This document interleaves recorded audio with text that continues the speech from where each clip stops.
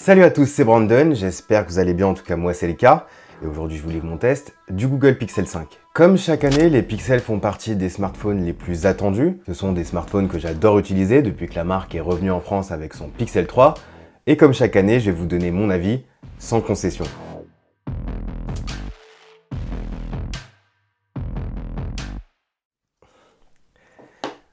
Par où commencer ?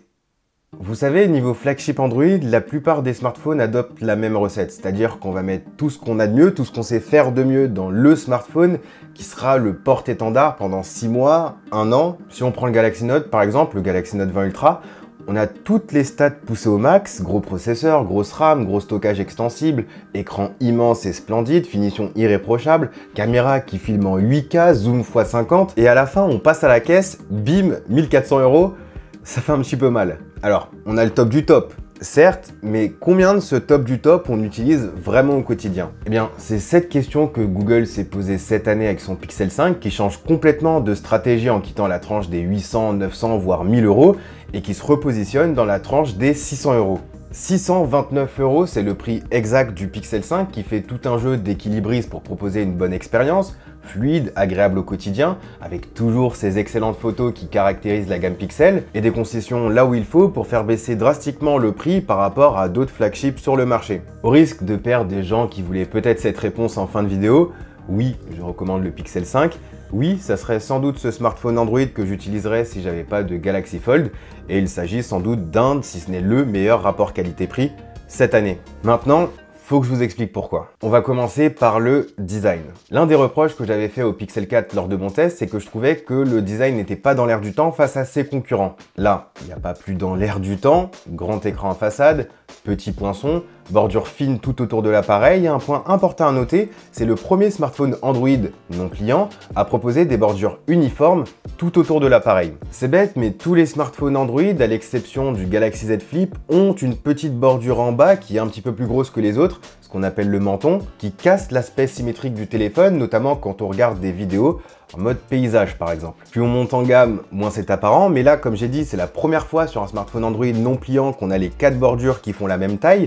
Je sais que certains font attention à ce genre de détails, je sais que techniquement, c'est très dur à réaliser, donc bravo Google. C'est même tout le design qui est à saluer. Google a abandonné ses idées farfelues d'encoches super profondes ou de bordures immenses en haut. On est sur quelque chose de beaucoup plus clean avec un petit trou pour la caméra selfie de 8 mégapixels. Et certains regretteront la disparition des capteurs infrarouges et de Soli pour la reconnaissance faciale 3D et les gestes à distance. Mais personnellement, c'est un compromis que je suis totalement prêt à prendre pour avoir un smartphone qui a un design qui me plaît vraiment. La présence de Soli sur un smartphone n'était pas forcément nécessaire dans la mesure où le smartphone, c'est un produit manuel qu'on utilise avec ses mains, et passer sa main devant son téléphone pour changer de musique ou faire coucou à Pikachu, surtout quand ça fonctionne une fois sur 3, ça vaut pas forcément une bordure aussi grosse qui gâche le design de l'appareil. Sur un produit fixe comme un Google Nest Hub, pourquoi pas, c'est même déjà d'ailleurs faisable sans Soli. Il prend en charge les gestes de la main pour lire ou mettre en pause le contenu, et on pourrait imaginer qu'il puisse changer de musique dans un second temps avec une mise à jour, mais sur un smartphone, c'est totalement indispensable. Ce qui fera le plus parler niveau design, c'est plutôt le dos. Il y a 2 éléments à noter. Le fait que le dos soit recouvert d'une couche de biorésine par-dessus l'aluminium, du plastique, et aussi le capteur d'empreinte au dos qui se situe au dos plutôt que sous l'écran. Pour la biorésine, c'est réussi. En fait, Google indique que le châssis du Pixel 5 est en aluminium pour renforcer la solidité du téléphone. C'est vrai, il n'y a qu'à comparer avec le Pixel 4a. Quand on appuie sur les 2 téléphones, le Pixel 4a est plus mou sous les doigts. Mais en réalité, ce qui est à la surface de ce Pixel 5, ce qu'on va toucher, c'est ce qu'ils appellent de la biorésine, qui est une fine couche de plastique. Dans les mains, la texture est spéciale. C'est pas tout à fait la même que sur les Pixel 4a qui sont tout lisses. On est plus sur quelque chose en relief, un peu plus poreux, un peu plus rugueux, qui accroche d'ailleurs super bien les doigts. Ça fait certes moins premium que du verre, mais le téléphone glisse beaucoup moins et puis surtout, il prend pas ou presque pas les traces de doigts. Donc pour le coup, j'aime vraiment beaucoup cette finition. Si vous voulez protéger votre Pixel 5 des rayures, puisque c'est du plastique, ou éviter de gâcher la peinture en cas de chute, ça m'est arrivé sur mon Pixel 4, je vous invite à utiliser les protections de mon partenaire RhinoShield qui propose des coques très résistantes et personnalisables. Il y en a pour tous les goûts et pour tout un tas de smartphones, dont ce Pixel 5. Sur RhinoShield, on peut également trouver des skins et des écrans de protection. Du coup, je vous invite à vous renseigner en cliquant sur le lien qui se trouve dans la description. Et dans cette description, vous aurez également un petit code promo Proctor 2020 qui vous offrira 10% de réduction sur votre commande. Profitez-en! Pour en revenir au design au dos, le capteur d'empreinte, c'est pas quelque chose qui m'a dérangé. Ça fait vraiment du bien de retourner sur un capteur d'empreinte physique qui est rapide, fiable, efficace, même si certains diront que c'est chiant de devoir soulever son téléphone à chaque fois pour le déverrouiller. Et ils auront raison. Mais bon, personnellement, je me suis réhabitué au capteur physique puisque j'ai un Galaxy Z Fold 2 avec le capteur d'empreinte sur le bouton d'alimentation. Du coup, ça dépendra vraiment des préférences de chacun et j'imagine que c'était une manière pour Google de faire quelques économies. Des économies, Google en a aussi fait sur la fiche technique. On retrouve 128 Go de stockage par défaut, 8 Go de RAM LPDDR4X, une batterie de 4080 mAh, mais surtout un Snapdragon 765G qui confirme le positionnement haut du milieu de gamme de ce Pixel 5. Pour rappel, le processeur haut de gamme cette année, c'est le Snapdragon 865+. Là, on est sur le 765G. C'est pas une puce drastiquement moins puissante, on n'est pas sur une puce de série 6, mais c'est pas non plus le top du top. Mais à 629 €, on ne vise plus le top du top, on vise le pragmatisme, le pratique au quotidien. Et au quotidien, ce Pixel 5 est super fluide. J'ai de gros doutes que le consommateur moyen remarque qu'il n'utilise pas un processeur haut de gamme, j'ai de gros doutes que la personne non avertie le remarque non plus, tant ce Pixel 5 est fluide, agréable à utiliser avec de belles animations partout dans l'interface, un moteur haptique de bonne qualité qui renforce cette impression, et un affichage à 90 Hz qui parfait le tout. Là où vous risquez de remarquer qu'on n'est pas sur le top du top, à part sur quelques jeux 3D gourmands, c'est lorsque le téléphone traitera les photos que vous aurez prises. Le temps de traitement des photos des pixels n'a jamais été des plus rapides, mais là ça se remarque particulièrement sur ce Pixel 5. Alors c'est rien de bien handicapant, c'est pas rédhibitoire, mais ça risque d'être un petit peu gênant si vous prenez une photo et que vous souhaitez la montrer à un proche. Faudra se souvenir qu'il faudra attendre 3, 4, 5 secondes avant que le résultat final s'affiche sur l'écran du téléphone. Vous savez quoi? Parlons tout de suite de la caméra, l'atout phare des pixels. Google est réputé pour ses algos photos qui excellent dans de nombreuses situations, photos de jour, photos de nuit, photos selfie, mode portrait. Et cette année, il y a pas mal de nouveautés très intéressantes, notamment pour les photos en basse luminosité. Du coup, j'ai amené le Pixel 5 avec moi dans les rues de Paris pour voir de quoi il était capable.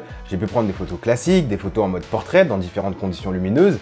Et le moins qu'on puisse dire, c'est que c'est toujours aussi bluffant. Les photos en mode portrait bénéficient maintenant du mode vision nuit qui prend 1 à 2 secondes supplémentaires pour photographier le sujet. Et quand on a ce genre de résultat, qu'on peut qualifier d'excellent, l'attente vaut clairement le coup. Le sujet est bien exposé, la photo est bien plus détaillée que sur tous les autres smartphones, et surtout ce mode vision nuit, que ce soit en mode portrait ou pas d'ailleurs, se déclenche désormais de manière automatique. On peut bien évidemment désactiver cet automatisme, mais le but c'est que davantage de personnes utilisent cette fonctionnalité plutôt qu'aller la chercher tout au fond des fonctions photo. Sincèrement, je vous recommande vivement de la laisser activer, sachant que ce mode nuit fonctionne avec l'ultra grand angle, le grand angle et même avec le zoom numérique. J'ai sincèrement été bluffé par les résultats de ce mode portrait nocturne. J'ai essayé les filtres déjà faits dans Google Photos, donc c'est à la portée de tout le monde. Et pour un œil non entraîné, les photos sont si bonnes qu'il est difficile à croire qu'elles sont prises par un smartphone.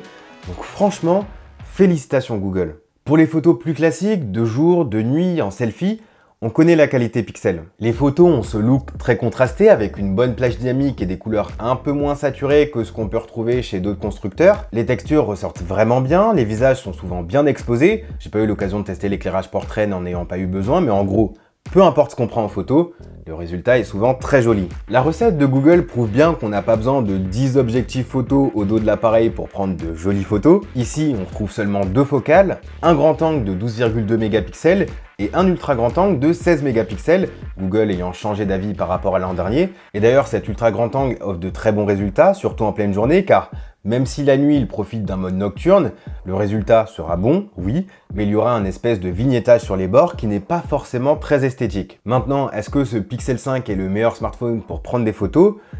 Il y a de grandes chances, mais je donnerai mon avis final lorsque je testerai l'iPhone 12 Pro. Vidéo maintenant, car là aussi il y a des nouveautés. 4K 60 images par seconde, dont un mode ralenti automatique appelé plan panoramique.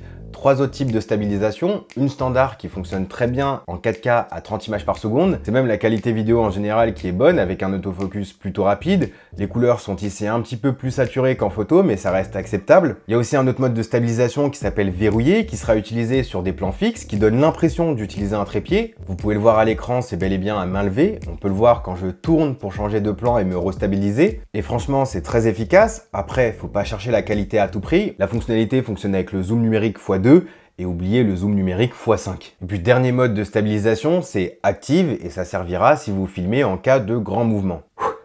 Donc voilà, c'était une grosse partie sur la caméra, c'est d'ailleurs souvent le cas sur ce genre de test complet, donc si vous aimez cette vidéo, n'hésitez pas à lâcher un gros pouce bleu et puis surtout à vous abonner pour voir ce genre de contenu plus régulièrement. Maintenant, il est temps de vous parler de la raison coup de cœur qui fait que j'adore ce Pixel 5, et c'est la taille de l'écran. Le Pixel 5 possède une dalle OLED, 90 Hz, de 6 pouces, et ça fait vraiment, mais alors vraiment du bien au quotidien. On a l'habitude de se taper depuis quelques années des parpaings dans les poches, d'abord de 6,4, ensuite 6,5, 6,6, même 6,9 pouces chez Samsung, et avoir un téléphone beaucoup plus compact, utilisable facilement à une main de par sa taille et son poids plume de 151 grammes, ça fait vraiment plaisir. Ça fait un bon bout de temps que je me plains de la taille des smartphones Android qui deviennent tous plus grands les uns que les autres, c'est d'ailleurs pour ça que j'utilisais un iPhone 11 Pro pendant un an, pour sa taille et son excellente autonomie, et je suis ravi de voir qu'avec ce Pixel 5, Google prenne enfin ce second point au sérieux en intégrant une batterie de 4080 mAh contre 2800 sur le Pixel 4, soit une augmentation de 45% par rapport à l'an dernier. Dans les faits, l'autonomie est excellente. C'est tout bête, je suis jamais tombé en panne de batterie, j'ai pu finir mes journées confortablement avec 40% d'autonomie restante, après avoir regardé des vidéos sur YouTube, écouté de la musique, consulté mes mails, après être allé sur les réseaux sociaux, après avoir pris des photos et des vidéos, et malgré tout ça, la batterie a super bien tenu. Le processeur y est peut-être pour quelque chose, le 90 Hz à la place du 120 Hz peut-être aussi, la taille de l'écran ça doit jouer, ou peut-être que c'est tout ça combiné à la batterie de plus de 4000 mAh qui font qu'aujourd'hui, Google est capable de proposer un flagship qui tient facilement une journée. Le seul truc qui me déçoit dans cette partie autonomie, c'est la charge filaire qui n'est seulement de 18 watts, mais bon, chargez-le pendant la nuit après une superbe journée, et ça ne vous gênera pas du tout. On profite même de la charge sans fil, les charges sans fil inversées sur ce Pixel 5, puisque Google a fait un trou dans le châssis en aluminium pour laisser passer la bobine de recharge et a recouvert le tout avec cette fameuse biorésine comme on a vu un petit peu plus tôt. Autrement, pour en revenir à l'écran, et ça c'est une habitude chez les Google Pixel, on n'est pas sur la dalle la plus éblouissante du marché. On laisse ça à Samsung, à Apple, à OnePlus et consorts, et là on est sur une dalle fonctionnelle, qui est très bonne, qui est suffisamment lumineuse pour offrir une bonne visibilité en extérieur, même avec du soleil. Et franchement, ça fait plaisir sachant que ce n'était pas du tout les points forts des Pixel 4 et du Pixel 3 avant lui. La petite déception par rapport à ces deux autres téléphones se trouve au niveau des haut-parleurs.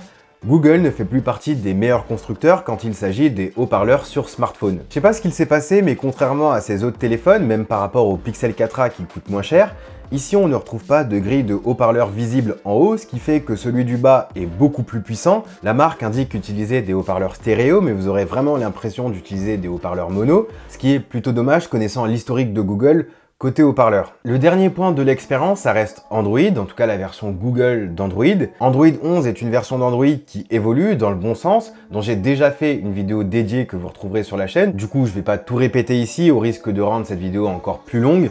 Je vous invite vraiment à aller voir cette vidéo après celle-ci. Par contre, il y a deux points importants à noter niveau expérience. Active Edge a disparu, on peut plus presser les bords du téléphone pour lancer Google Assistant, c'est sans doute là encore pour faire quelques économies. Et deuxième point, et ça concerne pas mal de smartphones Android, Google a enfin lancé un AirDrop universel pour tout un tas de smartphones, haut de gamme ou pas, Android 11 ou pas, et c'est quelque chose d'important à mentionner puisque beaucoup ne savent pas qu'une fonctionnalité de partage de fichiers instantané existe sur leur téléphone. Avec partage à proximité, on peut partager des musiques, des photos, des vidéos super rapidement à quelqu'un qui se trouve à proximité. Du coup, regardez dans votre panneau des raccourcis si vous avez la fonctionnalité, et si c'est le cas, essayez-la. Donc voilà pour mon test du Pixel 5, on a fait le tour de pas mal de points et je pense que cette vidéo sera plutôt longue, donc je vais faire un petit résumé. Design validé, écran validé, surtout le format compact, expérience globale validée, caméra giga validée, haut-parleur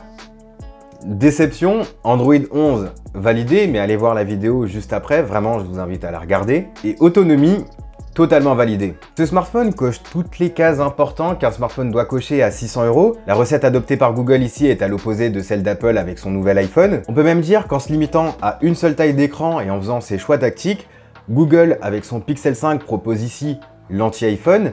Et si vous recherchez un smartphone Android en cette fin d'année, je pense que c'est celui-ci qu'il faut acheter. Si vous voulez un smartphone un peu plus grand, il y a le Pixel 4a 5G qui propose globalement la même expérience, même processeur, même caméra, design très semblable avec des bordures un petit peu plus épaisses.